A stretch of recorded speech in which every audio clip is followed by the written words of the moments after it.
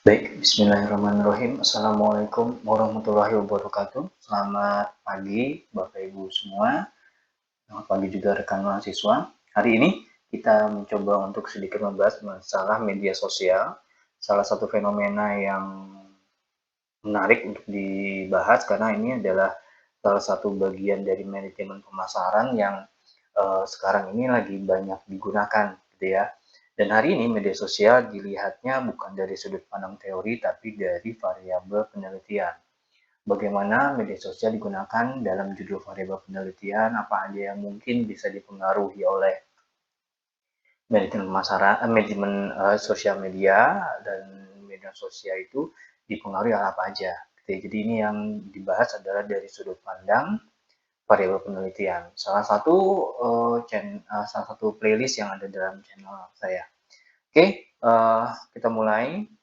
Media sosial itu apa sih? Secara sederhana, media sosial adalah sebuah platform daring online gitu ya, di mana dari media sosial ini sebenarnya dia merevolusi kita, merubah kita dengan cara uh, merubah pola interaksi yang awalnya itu menggunakan interaksi yang tradisional, ketemu, ngomong langsung. Nah, sekarang jadi lebih luas lagi, lebih lebar lagi, bahkan tanpa batas gitu ya, menggunakan platform online.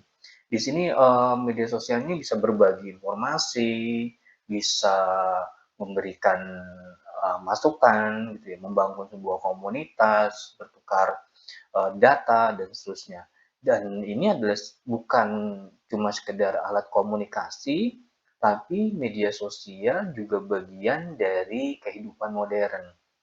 Banyak banget anak muda yang berubah pola pikirnya karena media sosial. Banyak juga orang yang merasa tersisihkan dari kehidupan karena mungkin tidak punya media sosial atau media sosialnya mengalami masalah, gitu ya. Dan ini sekali lagi merupakan bagian yang cukup menarik karena media sosial juga bisa dipakai dalam proses transaksi, gitu, bagian dari manajemen pemasaran, di mana tadi sekali lagi bukan cuma berbagi informasi tentang produk, tapi juga merubah pola pembelian, gitu ya, pola pikir dan seterusnya. Bahkan bisa dibawa ke arah negatif, bisa membuat black campaign dan seterusnya. Jadi ini media sosial. Jadi media sosial tuh lumayan berat juga gitu. Jadi nggak bisa dianggap enteng.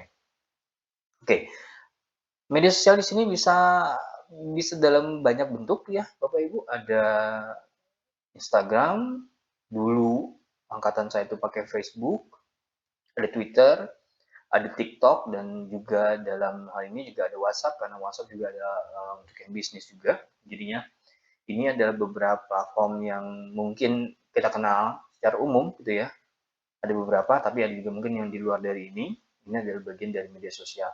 Media sosial sekali lagi bukan marketplace, beda lagi. Marketplace ya marketplace, dia memang khusus untuk jualan. Tapi kalau media sosial tidak selalu dipakai untuk jualan, tetapi ada yang dipakai untuk jualan seperti Instagram, juga pakai untuk jualan, seperti juga TikTok, yang di Indonesia juga bekerja sama dengan Tokopedia dan seterusnya, gitu ya. Nah, ini adalah media sosial. Jadi media sosial sekali lagi sifatnya daring dan dia membuat sebuah jaringan sosial secara digital gitu ya. Dan dia berbagi konten, berbagi informasi, dan sekali lagi membangun komunitas hingga akhirnya dari interaksi itu bisa merubah pola pikir, bisa menggugah calon konsumen, dan bisa mungkin membuat sebuah pola pandang baru yang mungkin juga bisa berakibat positif atau mungkin negatif terhadap sebuah barang, gitu ya. Seperti contoh dulu ada juga gerakan sosial di mana kita memboikot produk dari negara tertentu yang kebetulan melakukan tindak kejahatan kriminal kemanusiaan, gitu ya, dan itu juga melalui media sosial juga, seperti itu. Nah, ini sekali lagi sesuai dengan video hari ini yang dimana kita membahas variabel penelitian, ini adalah beberapa variabel bebas yang mempengaruhi sosial media atau media sosial.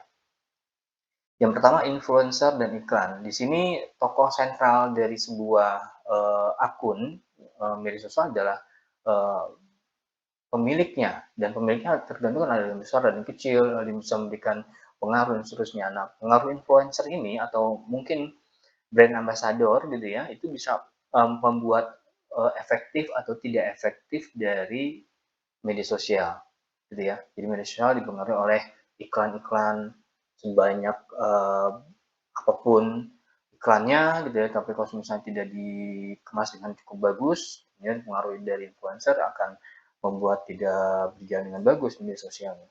Lalu pengaruh lingkungan, di sini ada komunitas, ada pertemanan gitu, berarti kita ngomongin bagus enggaknya atau efektif enggaknya media sosial tergantung dari circle-nya dalam bahasa sekarang. Semakin bagus circle-nya, maka semakin bagus juga sasarannya gitu ya. Seperti contoh kalau misalnya saya punya circle atau misalnya ada satu circle yang ngomongin tentang budaya K-pop gitu ya, berarti kita bisa menggunakan media sosial ini untuk jualan produk-produk kecantikan atau produk-produk yang lagi sekarang in seperti estetik model kayak gitulah, seperti ya. Lalu juga ada intensitas penggunaan, dia seberapa sering si pengguna ini menggunakan platform yang tadi ada banyak tuh ya seperti TikTok dan seterusnya. Lalu kepercayaan pada media sosial. Nah, ini juga mempengaruhi gitu loh. Kalau misalnya platformnya terhadap media sosialnya itu kurang bagus, misalnya tingkat keamanannya itu buruk gitu ya. Seperti contoh dulu pernah ada gosip bahwa ada pemantauan WhatsApp segala macam, itu juga membuat yang namanya penggunaan Instagram atau media sosial akan berkurang. Kenapa? Karena ada kepercayaan pada media sosial. Nah, variabel-variabel bebas ini, lebih dari ini, ada lagi variabel bebas yang lain, jadi variabel X yang ada banyak, tapi mungkin sampai dengan saat ini jarang dipakai. Kenapa? Karena biasanya variabel media sosial atau sosial media itu tidak ditempatkan di variabel Y, gitu. Jarang ditempatkan di variabel Y. Banyaknya dia di variabel X. Kalau di variabel X, baru nih, berikut adalah beberapa variabel yang dipengaruhi media sosial. Jadi yang tadi kalau misalnya kita menetapkan media sosial sebagai variabel yang dipengaruhi, gitu ya. Tapi kalau sekarang ini, yang slide ini, kita mendapatkan media sosial yang mempengaruhi ini, gitu ya. Jadi media sosial itu mempengaruhi perilaku konsumen. Semakin paparannya makin banyak, paparan media sosial yang diterima oleh konsumen, maka akan membentuk pola konsumsi dan gaya hidup. Itu pasti, karena dia masuk ke dalam psikologis dia. Lalu semakin banyak paparannya, gitu ya, semakin banyak juga dia menggunakan media sosial, akan membuat ketertarikan konsumen pada produk-produk tertentu.